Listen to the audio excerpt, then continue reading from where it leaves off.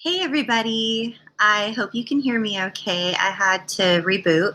Welcome to Q&A.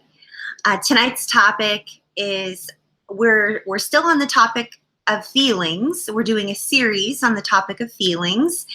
And what we're discussing tonight specifically about feelings is why when we are in CPTSD recovery, or we are finding ourselves healing on the healing journey of complex trauma, meaning that there was a severe amount of trauma back to back over a long period of time in our younger years. Why are we afraid now in our adult years? Why are we feeling afraid in our adult years to feel deeply? We're afraid to feel deep feelings.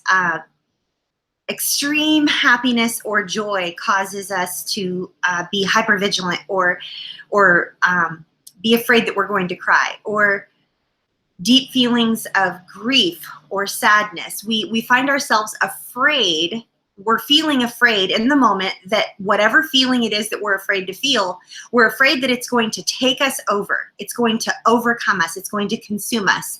It's going to cause us to get to a place where we will never be able to come back from. So we're going to talk tonight. We're going to unpack that, and we're going to talk a lot about why that is.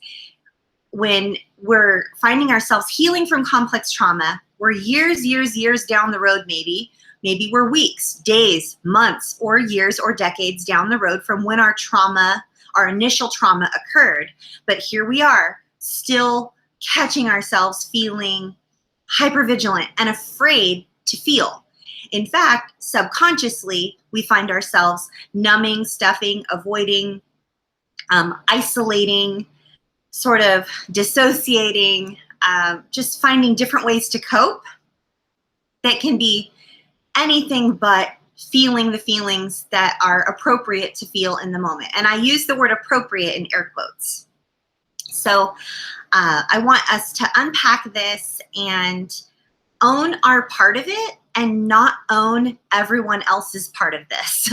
There are some things that happen to us throughout our life if we're here on this channel. This specific YouTube channel is for adult survivors of childhood trauma, any type of childhood trauma, incest, human trafficking, cult abuse, religious abuse, emotional, verbal, physical, sexual, any type of abuse that happened in our early years, whether that be through family of origin, which a lot of the members here on this channel, family of origin is where the abuse occurred. Or it could be someone that was a friend of the family, someone that was trusted to the family. It could have been a pastor, a coach, a teacher, a cousin, an uncle, a neighbor, things of that nature. So welcome. If this is your first time here, I'm so excited that you've chosen to join us. And again, there's a whole bunch of different videos on the topic of feelings. This is just one of them. I believe it's week 9 on the series that we're doing on feelings. And there are over 250 hours of video that you can watch on this channel of just mostly us answering your questions. Usually me, if it's any time within the past year and a half, you'll find videos of just me answering your questions. And then from 4 years ago, 3 years ago, maybe even 2.5 years ago, you will find videos of myself and of Bobby Parrish, and we're both sort of answering your questions. We go through downloadable one-page resources. We do some screen shares for you, and then we have free communities that you can join just to go heal in safety with others who have lived what you've lived through. And then coming up soon, this month in March of 2018, I'm launching daily recovery support. And those are going to be phone calls that are live, and they're 50 minutes to 1 hour every single day, 365 days a year, even on holidays.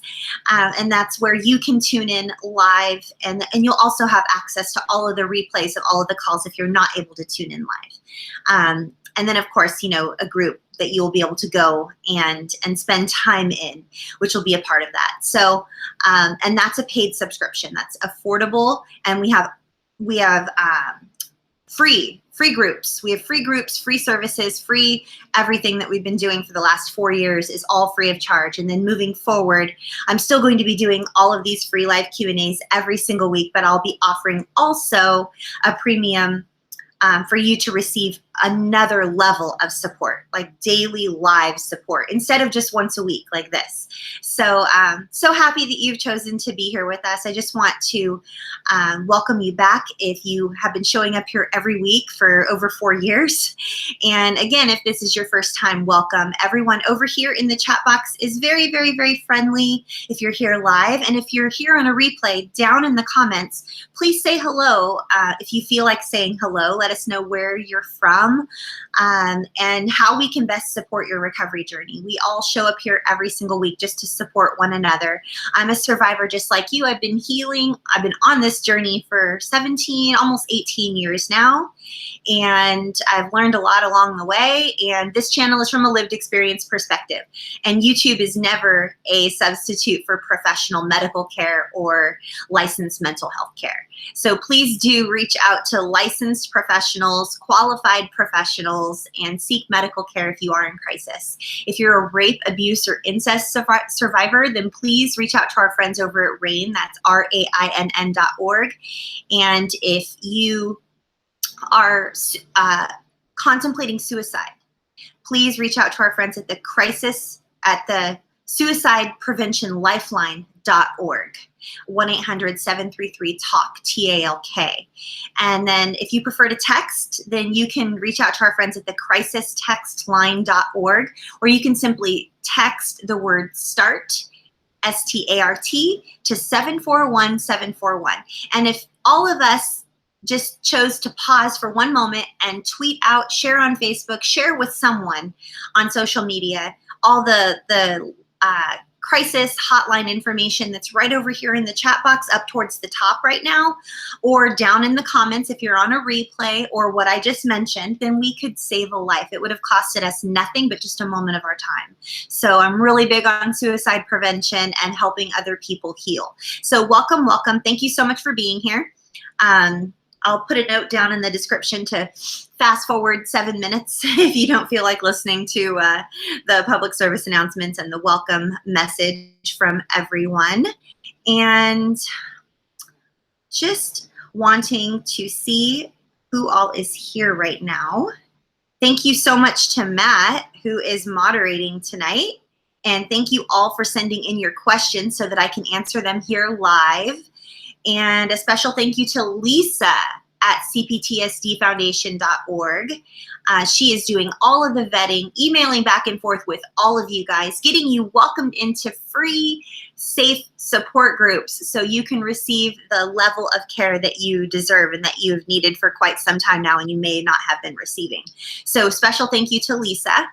I'll do a really quick screen share and just go through the way we're, it's sort of a workflow or just a chart of like how a trigger happens if we're in an emotional flashback whenever we're starting to feel things. Sometimes feeling things can be very, very triggering.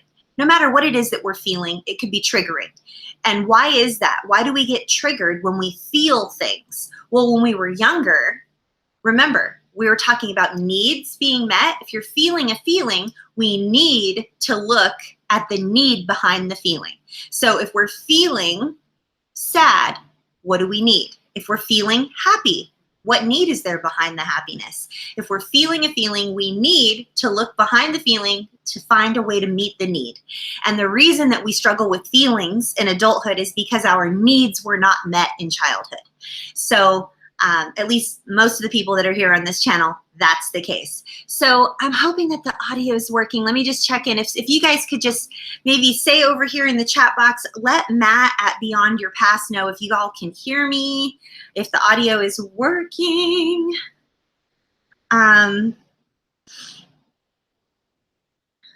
see. Oh my goodness, I just found out.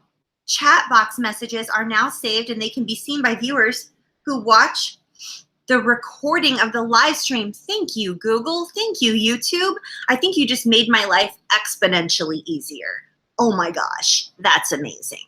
So let me just see if you guys can hear me. Go into my my audio preferences and just see. Oh my goodness. I hope that it's working okay. I did have to reboot earlier. It looks like it's working.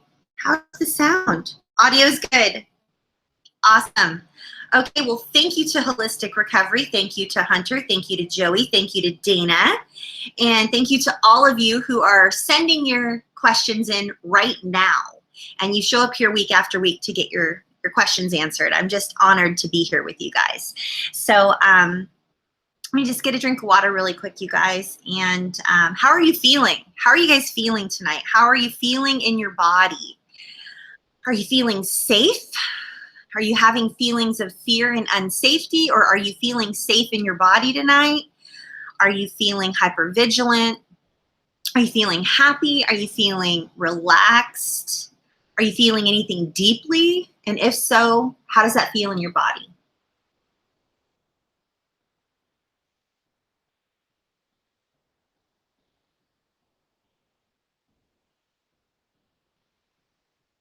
Thank you for bearing with me with the long pause for me getting a drink of water. Okay, I want to start answering some of your guys' questions, or should I do a screen share really quick? I feel like I just want to do a screen share really quick so that we can just remember and get up to date on what it is that how we're working through our feelings and when we feel a trigger and why that is, because that's been helpful for most of you guys. You've shared with me. So let's just do that really quick. Hopefully it will come up here. I hope this is the right one. Can you guys see that okay? I wonder if that's the right one.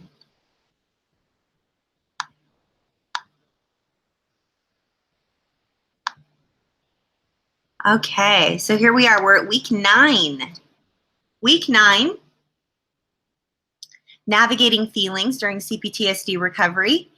Again, please email Lisa at cptsdfoundation.org if you'd like to be welcomed into one of our safe groups. They are free. And you may also ask Lisa about our daily recovery support calls that are coming this month of March. We're starting beta, and then we're going to go live in April. I believe in April, if you sign up in April, I believe it's $20 a month. Anything after April is $50 a month. So, and then signups will be once a month. We're going to open it up for one day only, welcome everybody in, and then we'll support everyone, and then the following month we'll welcome more people in. It'll be more controlled and more peaceful that way. So if you're interested, please email Lisa at cptsdfoundation.org. Get in at the $20 rate. You're at $20 a month forever, and you have access to 365 days of support.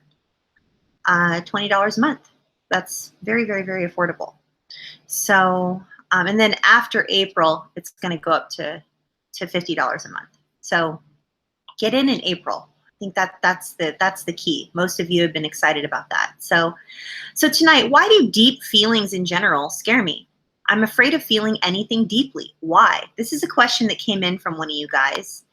And I just want to say, first of all, thank you. I'm going to keep this person's identity private because they did not give me permission to share their name. But I do want to say thank you for sending in this question because I think it's very telling. I receive a lot of emails like this, by the way, but this one in general went into some great detail about the level of feeling that is okay. Like our bodies and our minds somehow are pretty much okay with feeling a certain level of feelings. And then as soon as we pass a certain level of feelings where we're feeling things deeply, like on a really like a deep gut level, then all of a sudden we are not okay. We're not okay. We start to feel hypervigilant. We feel unsafe in our body. We get a stomach ache. We feel constriction in our throat. Our palms get sweaty. We have shortness of breath. We feel nauseous. We feel uneasy or agitated. Sometimes we have aches and pains in certain areas of our body. Sometimes we even have pelvic pain. And then sometimes we have joint pain. There's all kinds of different somatic experience that go along with feeling deep feelings. And so I really want to tackle this tonight. And I want to encourage you to sit with the idea that anytime we feel something, feelings are just messengers. What's the message? What's the message behind the feeling? And like we discussed last week, sometimes when we feel good feelings, that can be really, really, really, really triggering.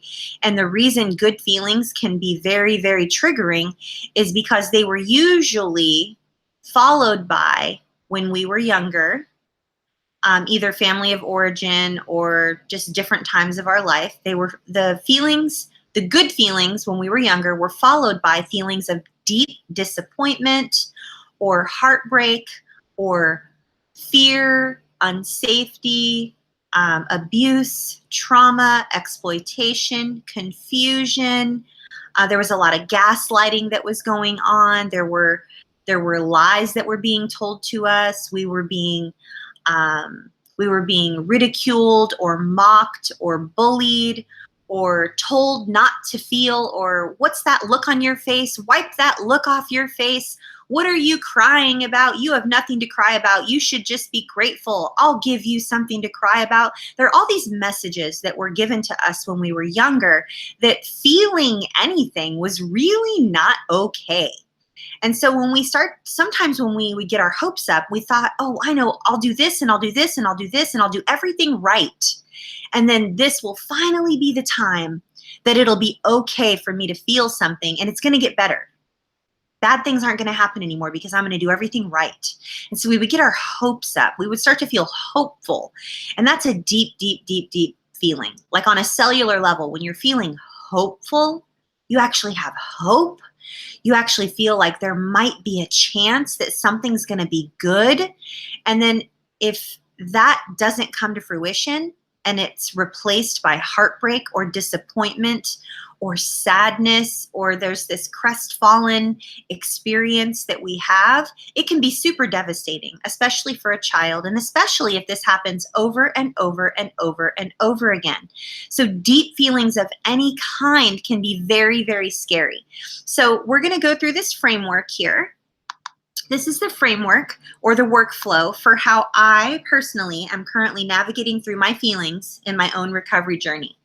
So remember, we move through these fluidly. We don't go, it's not a linear process, like boom, boom, boom, which is why these are not numbered 1, 2, 3, 4, 5, 6, 7.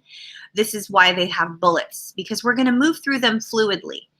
We can go back and forth. We can realize, oh my goodness, I'm in a flight response. I'm feeling like I need to run away right now.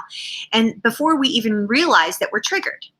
So I'm just going to go through these one by one from top to bottom, but please do realize that we can move through these back and forth for days at a time, or maybe days go by and we don't move through this at all and we're fine.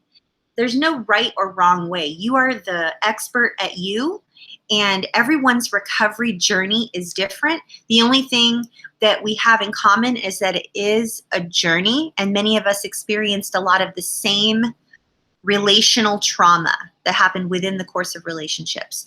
So we'll start off here. Trigger. What, if anything, does this feeling remind me of? This feeling I'm having. Is this a familiar feeling that I'm having? And if that feeling is familiar, what does it remind me of, right? What does this remind me of? What does this feeling I'm having remind me of? Next bullet point, emotional flashback. So we could be in the middle of an emotional flashback. Is this an actual pure feeling that we're having, or is this a trauma response? We have feelings and then we have trauma responses.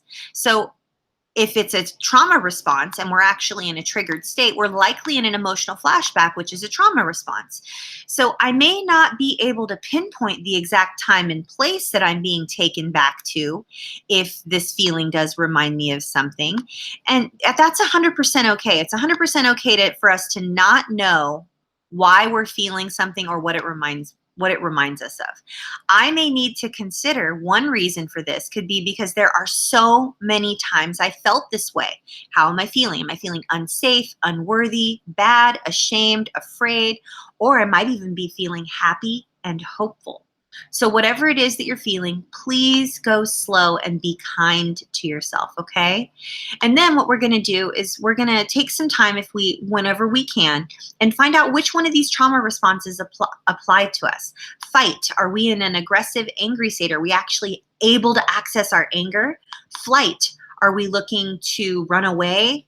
Are we trying to get out of the way? We're trying to stay away from people. Are we isolating? Are we going somewhere to get away from feeling? Are we numbing, stuffing, and avoiding to go somewhere, get out of the feeling that we're in? We're trying to get away as fast as we can. Are we just in a paralyzed state? Are we frozen? Are we just paralyzed? We're frozen in time. We don't know what to do. We can't speak. We can't think. We can't act.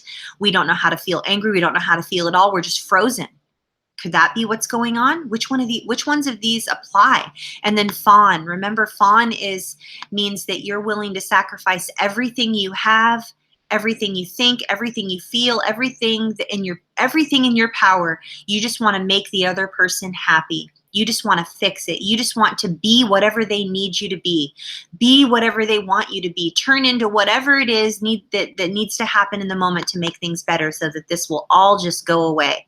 We're willing to sacrifice all of our needs, all of our health, all of our well-being, our money, and everything just to make the situation better. That's a fawn response. Remember, we're hustling for our worth, because we're not worthy to just be and to just exist. We have to earn our right to take up the oxygen that we breathe. That's a fawn response, okay?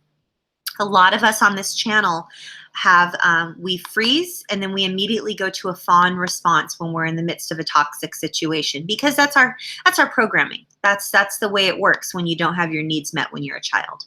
So we're going to move on down here, and we're going to realize I'm in distress in this moment, right? Because I'm triggered. I'm in a triggered state. I'm in distress, but I can tolerate this. I know I can tolerate this. I have survived so much. I need to communicate my need, whether that's to myself or to someone else. And I need to make sure that I remind myself, I can handle this feeling that I am having right now. Look at all I have survived. I am worth speaking up for. I am worth sitting with. I am worthy of good feelings. And I have the ability to create safety in my life. And then I'm going to observe my behaviors. What am I doing? How am I feeling in my body? What am I doing right now? Where am I going? How am I sitting? What am I doing? How can I possibly validate myself right now and advocate for myself right now and meet my own needs right now? How do I meet my own needs?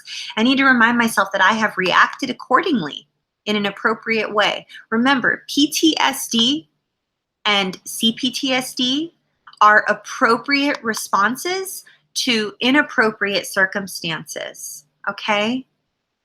PTSD and CPTSD are appropriate responses to inappropriate circumstances. So we really need to make sure that we're validating ourselves and telling ourselves that we're safe, and we need to advocate for ourselves in whatever way possible.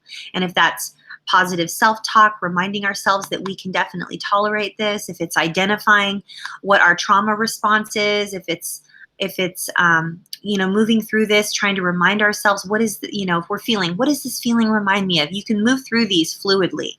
And remember, after we observe our behaviors and we're advocating for ourselves, we need to see if we can find a healthy way to self-soothe. Remember, we've talked a lot about unhealthy self-soothing tactics, and that is addictions, eating disorders, numbing, stuffing, avoiding, busyness, staying on social media for several hours at a time, forgetting to eat.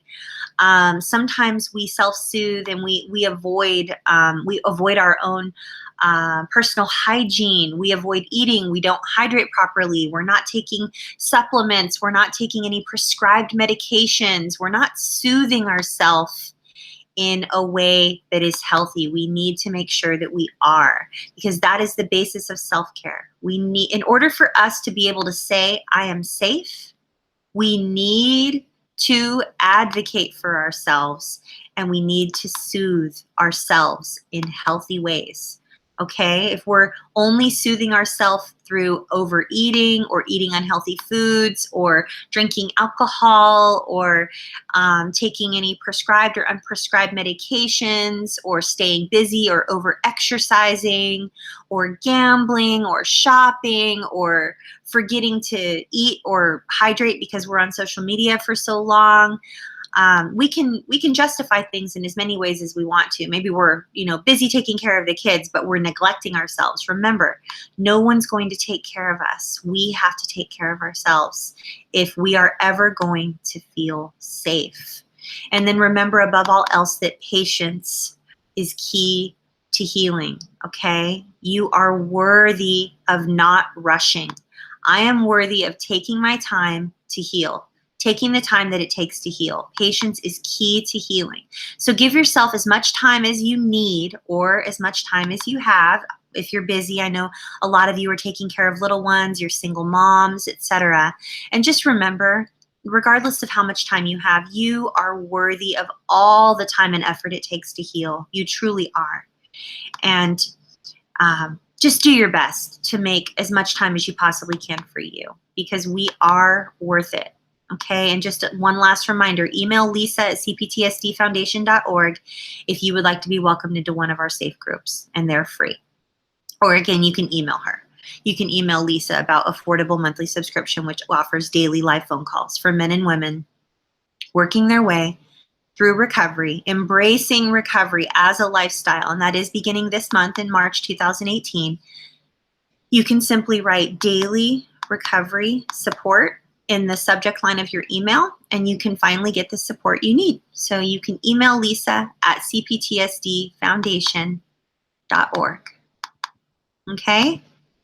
And I'm just so excited to be able to offer this for you guys. I'm so excited that we're all going to be able to, kick up the level of support, right? Let me just get another drink of water, and then I'm going to answer your questions.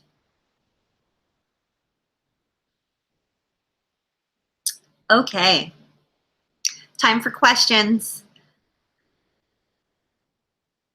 Again, thank you to John Harvey. Thank you to Miss Beachboxer. Holistic Recovery. Declan. Hey, I wanted to say really quickly, if someone could tag Declan, I wanted to say thank you for referring me to that gentleman who runs the CNXG YouTube channel. He's doing some amazing work. He's doing some amazing work. It's awesome. I subscribe to his channel and have watched a whole bunch of his videos since you sent me that information. So thank you, thank you. Thank you to Sharon. Thanks to all you guys. So for the remainder of the hour, I'm just going to spend all this time just tackling your questions on the topic of, why am I afraid to feel deep feelings? Why is it scary to feel deep feelings? Dana says, I think I'm afraid to feel deeply because I know it will be devastating. And I don't believe there is anybody who will go there with me. So Dana, I just want to acknowledge that that is a very brave, that's a very brave thing that you just typed out. And sitting with what is, like, I'm afraid to feel because I know it will be devastating. That's deep knowledge. It probably is going to be devastating. And I just want to say this really quick. Why is it so devastating when we feel deeply? Why is that so devastating? I know for me personally and for a lot of my clients, the reason it is so devastating when we begin to feel deeply is because our reality comes crumbling down. The reality that we thought was reality, okay? The relationships that we thought were our key relationships in our life, the safe people that we thought we had, the favorite aunt, the bestie, the one safe person in our family, and we start to realize, oh my goodness, I think they knew about everything, and they didn't do anything about it. And that's devastating to us. And that might not even be the reason. I'm not talking about your situation, Dana. I'm just talking about, like, for myself and for a lot of my clients, like, knowing that it's going to be devastating for us when we do finally begin feeling things. That is why we're afraid. But I want to encourage you, Dana, because even though sometimes we feel like our feelings will take us over and that we won't be able to heal from the devastating after effects of feeling the feelings and accepting the reality of what actually is in our lives, I want you to know that conquering that fear is so worth it, because we do bounce back. We do have resilience. And Dana, the reason I know that you're resilient is because you're alive. You're alive right now. You have been through so much. You've been through so much, and yet here you are. You're alive, and you're taking care of your family, and you're doing all you can for yourself, and you're here week after week, and you're active in our groups. You're chasing after your career. You're doing all the things that you want to do and that you know that you need to do for your own well-being. So I just want to say high fives to you and congratulate you on just being so brave and being an inspiration. So yes, we know it's going to be devastating, but I promise that we will bounce back because we are resilient. We will. We just will. We will bounce back. There's always been this light inside of us burning. It's been this glow, even when it was just a flicker, just barely a flicker, because we felt like we were going to die. Some of us even have wanted to die. Some of us on this channel have experienced major suicidality. We have had suicidal ideation. We have been very afraid for our own well-being because of our mental and emotional states. And yet here we are. Even when that light inside of us was just a flicker, it stayed. It still was glowing, and we still have that light, and we're still sharing that light with the world. That's why we're still here. We show up every single week. So I'm cheering you on, Dana. And I'm not saying it's going to be easy. I'm not trying to be like this super annoying cheerleader type person, because I have been told that I'm like that, and whatever. That's just me. I mean, whatever. I'm annoyingly chipper, and I am kind of a cheerleader, and I do throw lots of confetti, virtual confetti. But I believe in you, and I know you're going to make it, and I know that you're resilient, and I just want to continue to encourage you and cheer you on and tell you that you're not alone, because you say here in your comment, I don't believe there is anybody who will go there with me. I know that we're all here virtually, but I feel like we all go there with one another on a weekly basis, and even on a day in and day out basis in the groups. I feel like, I know it's not face to face. I know it's not the same as having like a spouse or a best friend in person, or like a favorite cousin or a sibling, or even an adult child, or like, someone that we can, touch, feel, hug, and look into their eyes. I know that it's hard not to always have that, but we all go through life together here on this channel. And we've been doing it for over 4 years. It's been amazing. Like, I know our channel started a little bit less than 4 years ago, but we've all been showing up here online together.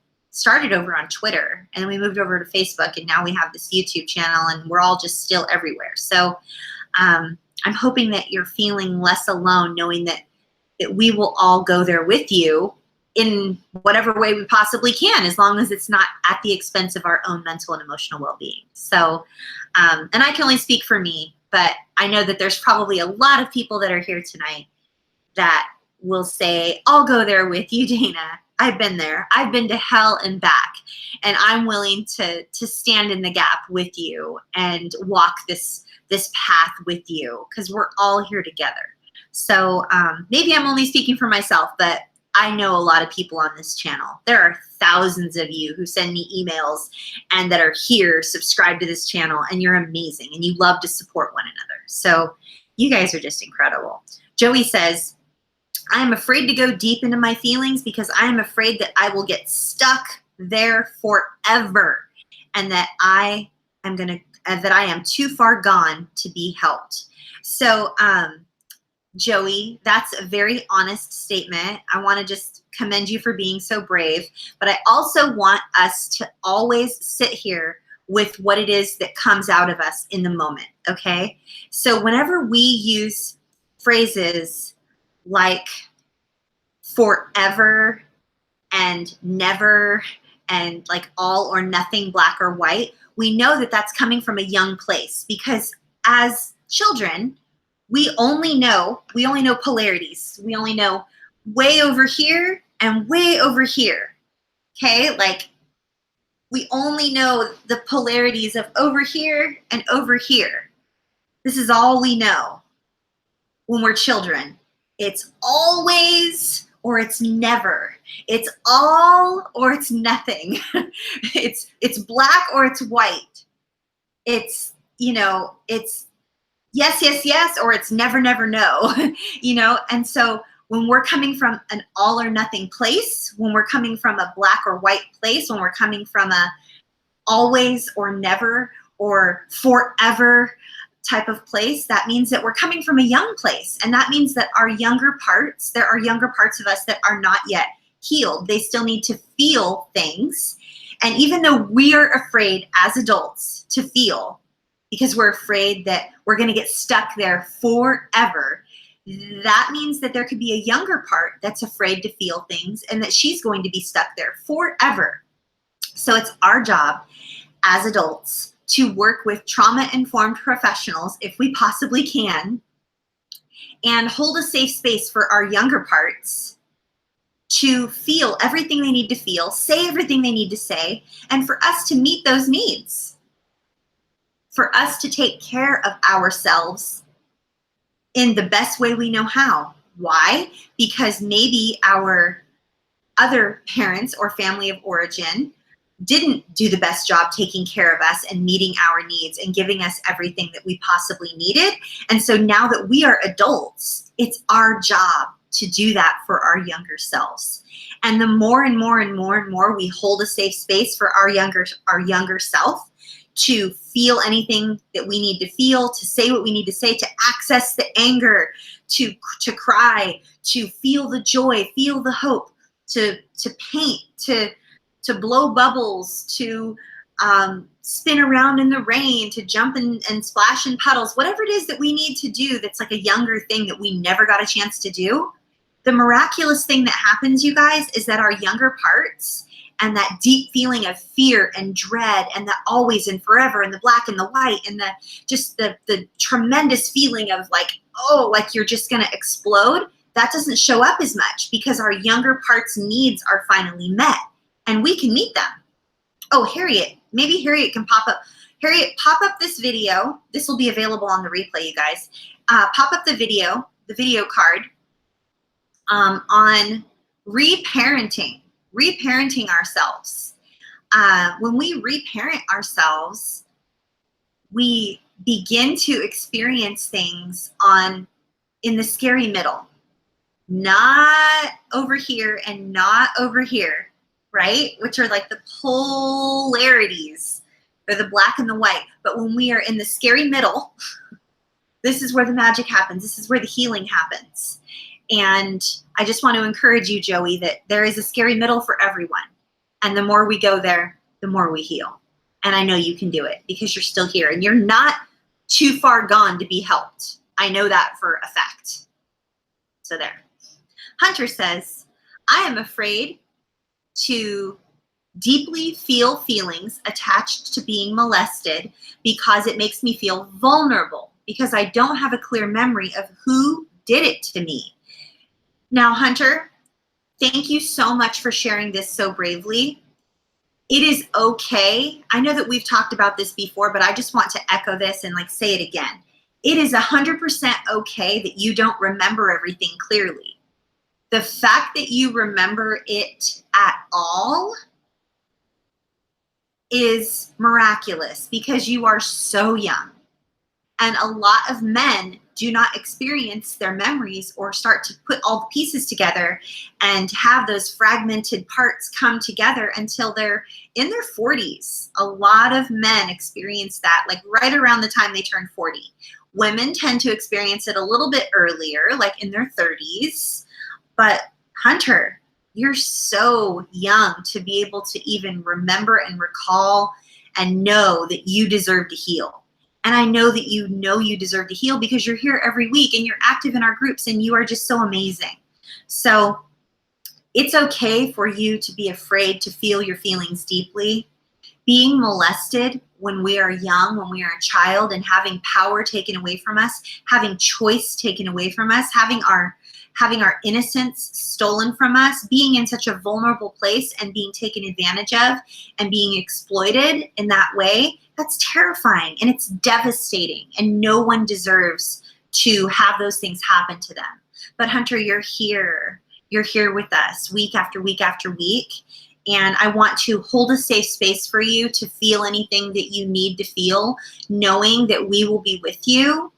And I know that we've talked about this both here on YouTube and on Facebook and on Messenger and so forth. I would love for you to be able to, at some point, find a way to meet with someone who's trauma-informed, a therapist, a counselor. And I know that there are still some boundaries that are in place in speaking to family of origin and insurance and that sort of a thing. But I just want to commend you for always showing up so fully and being here week after week after week for years and continuing to want to heal. And even though you're afraid, you guys, I really want you to get this. Please don't miss this. You all are feeling the fear and you're doing it anyway. You're feeling the fear and you're moving forward. And some days just standing your ground is progress. You're feeling the fear and you're holding your ground, or you're moving forward, and that's courage. It takes a lot of courage to do that, and that builds resilience. So I just want to commend you guys. You guys are amazing. Holistic Recovery says, why is it scary to feel deeply into unresolved fear and anxiety from childhood? It's always worse at night. Oh my goodness. I get this question a lot. And Monica, I just want to thank you, first of all, for always sending in your questions week after week. And, you know, it is really scary. And a lot of times for adults who have issues and fears surrounding the dark, that is part of their trauma story. I don't know your trauma story in full, of course. And I'm not intimately familiar with everything that's happened in your life, but it is quite possible that there are some, you know, traumatic body memories surrounding, you know, a certain environment, a certain type of lighting. I know if I walk into a room that has a certain type of lighting, that I get an extreme feeling of uneasiness and unsafety. I feel I have a harder time functioning or adulting, as it were, if I walk into a room with certain lighting. Sometimes the dark is scarier for me, especially if I'm having body memories, because I'm not able to get my bearings about me and know where I'm at. Sometimes the only thing that helps me, Monica, is just repeating to myself that I am safe, I am safe, I am safe. And also like talking about like what day it is, what month, what year. It's 2018. And then it's reminding me, it's bringing me back to that present, that I'm not back in the time when I was younger during my childhood.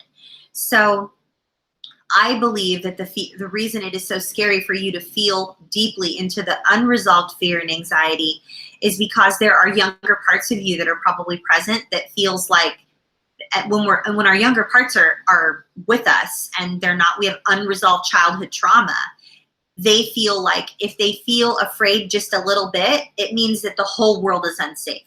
They don't have any type of gray area. It's, I feel this way, so this is how the whole world is. Or I feel this way, and this is how the whole world is. This is why disappointment is so triggering for us. Because as a child, you get your hopes up, and you're encouraged, and you think something, your hope is gonna come to fruition. Your wish is gonna be granted.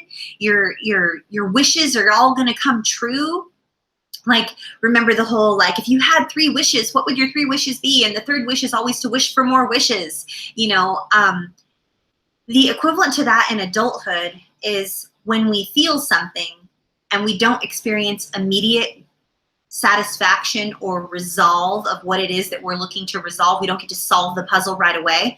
If we're in a younger place, we immediately believe that that means we will never heal. We will never feel better. Remember, it's always never. All yes, all no, black and white, right? So if that's the case, then if it's a childhood situation, a childhood traumatic situation that has not been resolved, and we're feeling just a little bit of unresolved fear and anxiety, that means the whole world is filled with fear and anxiety. We're going to feel afraid and anxious forever. And so perhaps if there's a way for you to do some, I don't know if you're familiar with EFT, Monica, or tapping.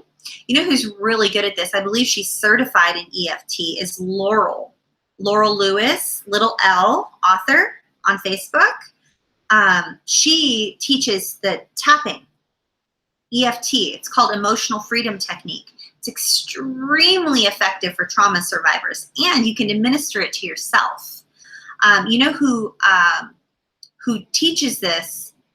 If you buy one of her books, I believe she sends you some EFT techniques, or I guess that's redundant, EFT techniques, because it's emotional freedom technique. So some EFT sort of like recipes or examples, videos. She sends you videos. There's and this won't apply to everyone. It'll only apply to 50% of you. But there is a woman who wrote a book on, I believe it's Daughters of Narcissistic Mothers. I forget the name of her. I forget her name, but I've read her book and watched all of her EFT videos and done all of the exercises, and it's extremely effective, and it's helped me so much. And some of it is like tapping here while repeating a statement. And then some of it is here, some of it is here, some of it is here, some of it is here. And there are different statements that you say, and you do it a series of different times. And then there's like on the hand or on the wrist. Anyway, Monica, I know that you're really astute when it comes to different modalities and learning and healing and everything, just everything that you're involved with. And you watch a lot of YouTube videos and send me some amazing links. So look into the girl who wrote the book, Daughters of Narcissistic Mothers. And I believe when you purchase one of her books off of her website, it comes by the book that comes with all of the tapping videos. And it's all wonderful. Seriously. And I can't remember, Monica, if you are a daughter of a narcissistic mother, but even if it's someone who didn't have a narcissistic mother and they've just experienced narcissistic abuse in adulthood, that book is phenomenal. So highly recommend. Miss Beachboxer says, I just realized that I think I stopped in my tracks, sat on my butt, and I isolated. I freezed as soon as I noticed an increase in my heart rate. Controlling feelings? Question mark. Let's see. Let's pull this apart. I realized I think I stopped in my tracks, sat on my butt, and I isolated. I freezed as soon as I noticed an increase in heart rate. Controlling feelings? Question mark. I think I've done this, Miss Beachboxer. I definitely isolate. If I'm feeling overwhelmed with my workload, with work, I isolate. I tend to feel paralyzed, and I do need to control my feelings. This is what led me to be in an eating disorder for so many years. I was horrifically sick. I was so sick. Like you could see my bones in my legs and see my ribs. Like I was that sick. And I didn't throw up like the brave girls. No, I took laxatives. Yeah, I wasn't brave enough to throw up because my family took me to the dentist every week or every other week. It was either every week or every other week for like 10 years. Like, I don't know who goes to the dentist that often, but that's for a whole nother video topic. But so if I'm feeling overwhelmed with my workload, I do tend to isolate. I don't reach out to anybody. I don't talk to very many of my friends. I'm not on social media. I'm not on Facebook. I I don't even text my husband. I don't call him. Like, I basically just try to like handle my workload as best as I can because it's my responsibility and it's what I need to do. and it's my need for control. It's me trying to choose a healthier outlet, like we were talking about earlier on the screen share, rather than self-soothing through eating comfort foods or withholding calories or over-exercising, just some other way to control. Isolation is definitely just my need to control. So you're not alone, Miss Beachboxer. And I don't even know if I've helped you at all with your question, other than to just validate you that I know what that's like. And maybe that's all you really needed was validation, because sometimes that's all we need. So John Harvey says, I can handle my pain and my depression, but simple things like feeling attracted to someone, I freak. I feel guilty and like I'm doing something wrong. I always find a reason why I shouldn't. Now, John Harvey, this is something I resonate with deeply because I was alone for so many years. I was a single mom for so many years. I didn't date for so long. And it was because every time I felt attracted to someone, I would freak out. And even when I was dating, I was known to date someone and things were going completely fine. And then out of nowhere, I'd be like, cut the cord. I would just be like, I would surgically remove myself from the relationship just with the precision of a surgeon. They wouldn't even know what happened. They'd be like, did we break up? What happened? Like, I don't understand. And it was just me, John Harvey, don't miss this. It was me abandoning the relationship before they could abandon me because I had such deep abandonment issues. So maybe you could be abandoning a potential situation before you experience the pain of abandonment. I know this doesn't solve your problem, but sometimes when we look at things like just from a different paradigm shift, it will go, oh, maybe I wasn't feeling guilty. Maybe I was actually trying to control the situation so that I wouldn't get hurt. And then we work our way through that part of it, if that's what it is that we're doing. So I don't know if this is helpful for you or if it's something that hits like spot on, like if I hit the nail on the head, or if that's not something that even resonates with you whatsoever. But I, on the other hand, unlike you, like you said, you can handle your pain and your depression. Like you can handle that. I have a difficult time handling depression. When I can feel myself sliding down the slippery slope of depression and despair and discouragement and overwhelmedness, I'm not able to handle that. I go into a really dark place. It's really, really, really, really hard. I'm frozen and I'm not able to handle it. And then, I don't know. I don't know if I don't feel like it's going to do any good for me to reach out to anybody or what the situation is, but I have a hard time.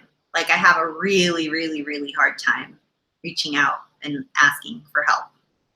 Because I've learned from a very young age that you can't depend on other people. Even when you think you can't, you know?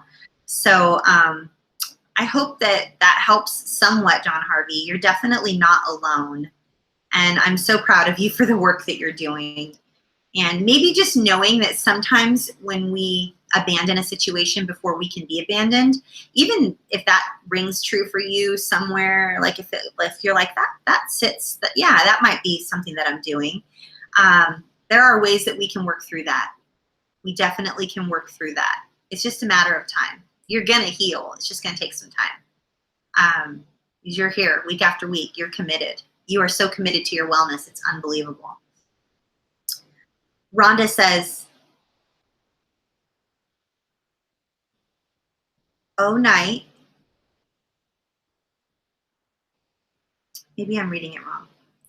Night, maybe it's night. Night causes full body anxiety and struggling, not shutting down. I know trauma is in the past and I need to move on. Sheer terror occurs, and I'm afraid of being taken over emotionally and becoming stuck. Oh my goodness, I've totally been here. I have been here. My goodness.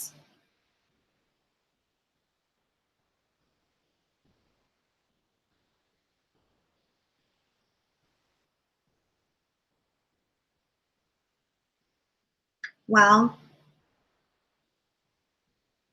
if you're having full body anxiety and you're struggling to not shut down,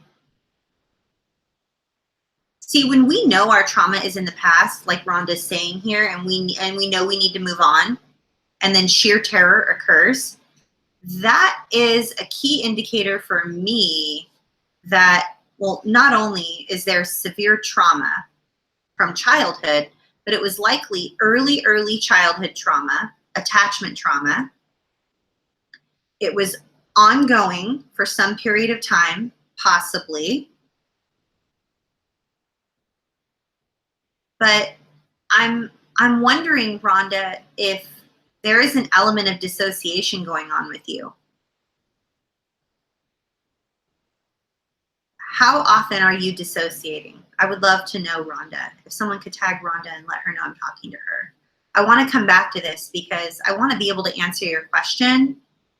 Because just knowing that our trauma is in the past and that we need to move on, that's a minimizing statement that comes from someone else. That's not something that our subconscious believes for even a second. Because when we're in the midst of a PTSD flashback or CPTSD emotional flashback, there's no before and after. There just is what is.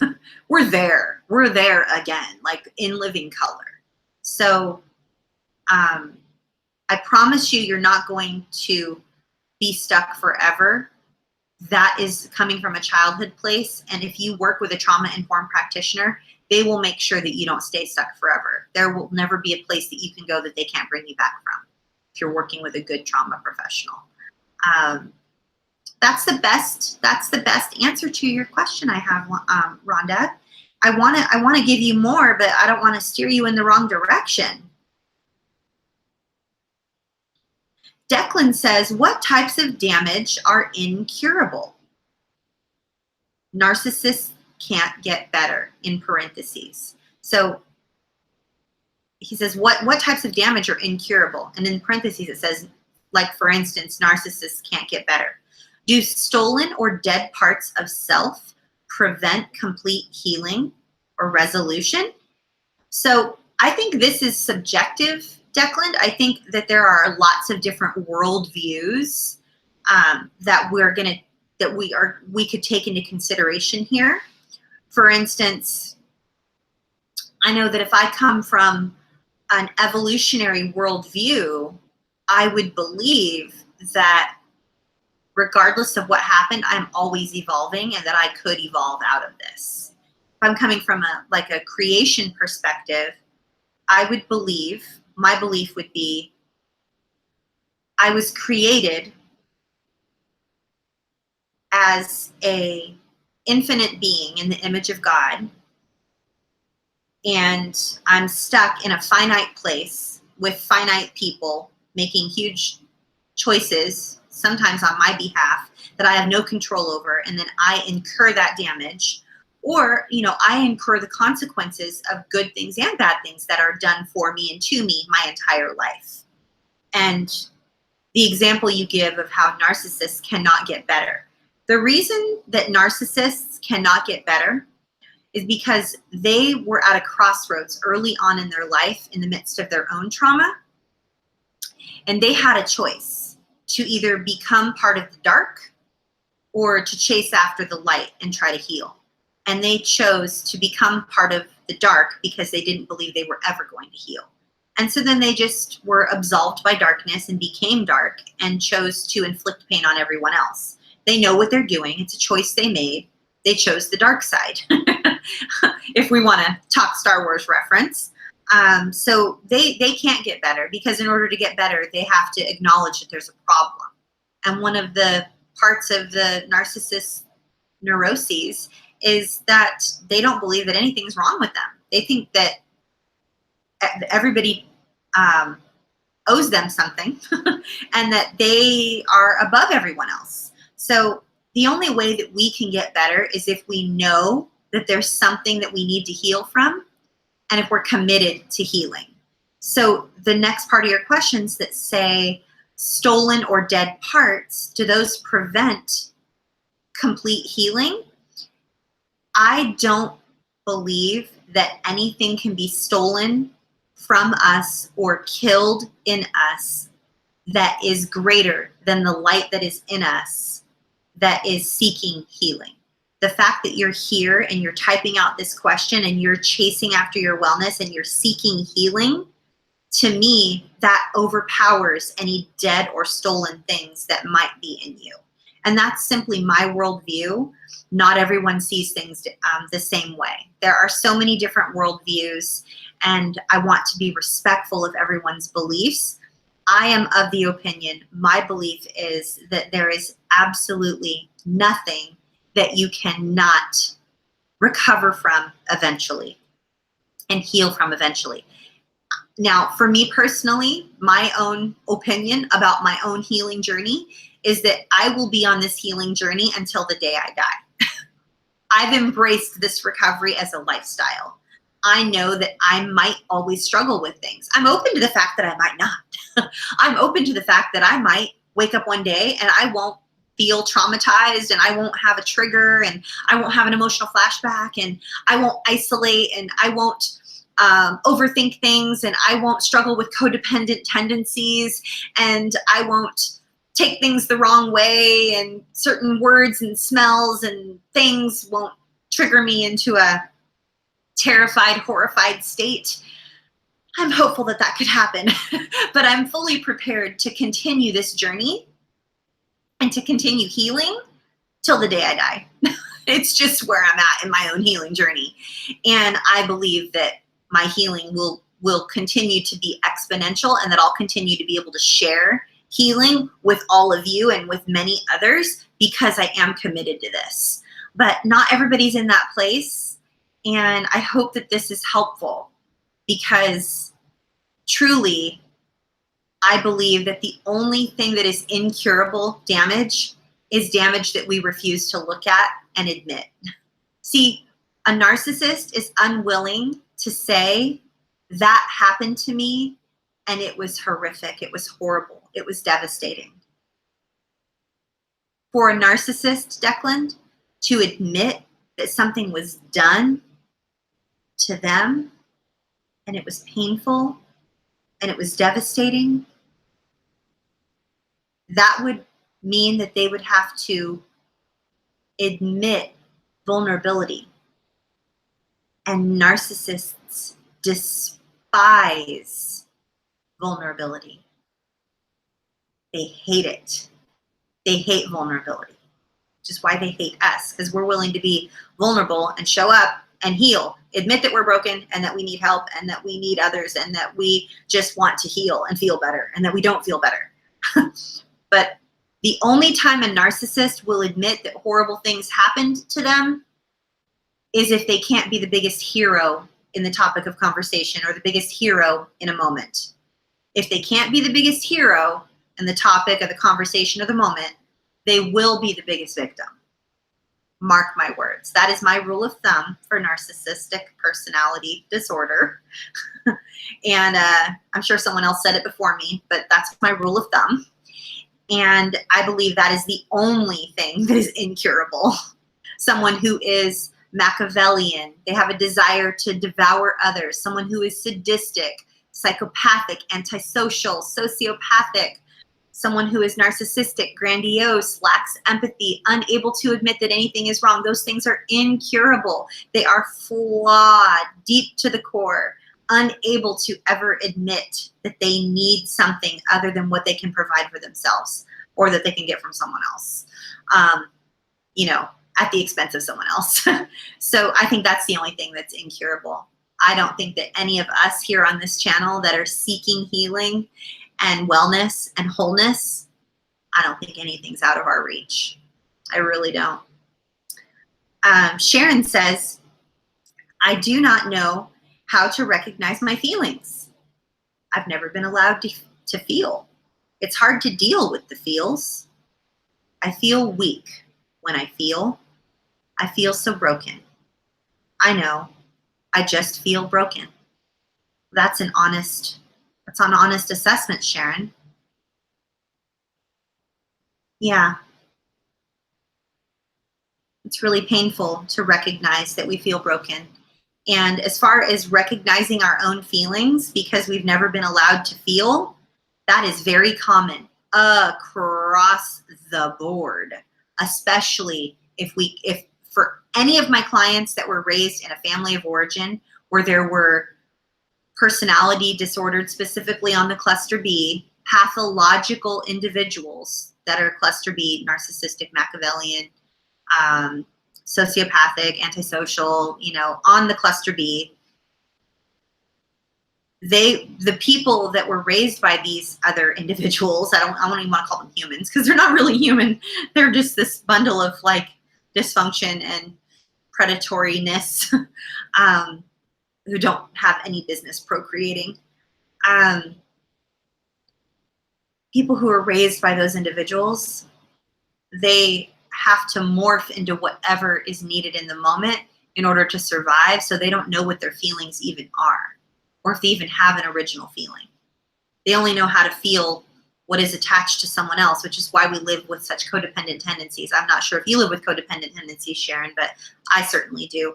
And I've been in the situation that you're talking about. And the only remedy to any of this is truly like journaling and following like those tracker sheets. Harriet, if you could pop up the YouTube card for the journaling when we went on that field trip and we had the mongoose, Marvin the mongoose. We went on the field trip when I didn't have any Wi-Fi, and we talked about journaling and self-development and personal development. The only thing that helps this truly, Sharon, I know that Matt from beyondyourpast.com has these tracker sheets, and you actually track how it is that you're feeling. If you don't know how you're feeling and there's no words for them, then there's a list of like different feelings. And I know Richard Grannon has a course. It's like a cure for CPTSD course. And there's a list of all these different feelings. And it talks a lot about emotional literacy. Sharon, it would be amazing. I don't know if you have time for this, Sharon, but if you're open to this, I would look into emotional intelligence, EI, or emotional literacy. It's fascinating, and it's helped me so much to learn like what my feelings even are, because I wasn't even able to put like a label on like, what is this that I have? I don't even know what this is. You know what I'm saying? So I hope that was helpful, and I hope my answer to Declan's question was helpful as well. Guayanes, I hope I'm saying your name right. I never know if I'm saying it right, Guayanes. Guayanes says, what can I do when most of my life I felt numb, even in very emotional situations for others? What I'm feeling these days is a lot of pain all over. I've even been diagnosed with fibromyalgia and chronic pain. Yes, Guayanes, this is very, very, very common. Harriet, if you could pop up the link to the video on autoimmune disease, autoimmune disorders. And then there's one other video that I did on like nutritional supplements. I think it's called nutritional supplements. And I go through this whole list. Guayanes, I think, like I was saying to Sharon about going and using those tracker sheets that you can find online for your tracking your emotions. And being able to be okay with the fact that you're feeling the pain, acknowledging the pain, doing what you can to take care of yourself if you're in pain, and knowing that there is likely a link to your fibromyalgia and chronic pain to your adverse childhood experiences. Ooh, if I have any YouTube cards left, Harriet, I think I only have 5 per video. Could you pop up a link to the video on ACEs, ACES, ACEs? Adverse childhood experiences. You guys, if one of you could type in the chat box over here, if one of you guys could type the ACEs too high, acestoohigh.com website. Guayanas, if you could go to this website, the ACEs website, and take the ACEs quiz, and then read what it says about the different ACEs and what your score is, and the link that it has to the adverse childhood experiences, the link to what happens in adulthood. What happens in adulthood to like the level of toxicity that we carry around in our body and the effects that it has on us regarding like heart disease, cancer, high blood pressure, fibromyalgia, all of this. There is a study, Guayanas, there is a study that was done by someone at Harvard Medical Foundation or something at Harvard, and Kaiser Permanente. They did this study and it directly linked adverse childhood experiences. And then there's this whole area on their website where you can look at your resiliency, the resilience factors, and just how you can become more resilient and how you can feel better. So I don't know if there's anything else I don't know if there's anything else I can really recommend. But gosh, you guys are all so amazing for sharing. I'm sorry I couldn't be more helpful, Guayanas. I hope that is helpful. Those different videos, they're probably each like an hour, so it's kind of a long time, but YouTube is such a great resource for what it is that, you know, we're looking for our healing journeys, you know, when we're healing from childhood trauma in adulthood. Like here we are decades later, you know, still trying to heal from what's happened. So I hope this has been helpful for you guys. Please do email Lisa at cptsdfoundation.org if you're interested in joining either a free group or one of the $20 a month paid subscription for all of the daily support, you know, every day of the year, 365 days a year. And those are, you know, live calls, and then they're also recorded calls. So if anything, you know, if money's tight, no worries, no pressure. Just get into one of the free groups so that you can be surrounded with other people that actually understand what it is that you've gone through. You know what I mean? That definitely helps. And then there are so many other YouTube channels that, you know, with free information that will help you with just daily life skills, journaling, self-care, healing from trauma, healing from abuse, anything regarding mental health, CPTSD. There's so much out there, you guys, so much free information for you.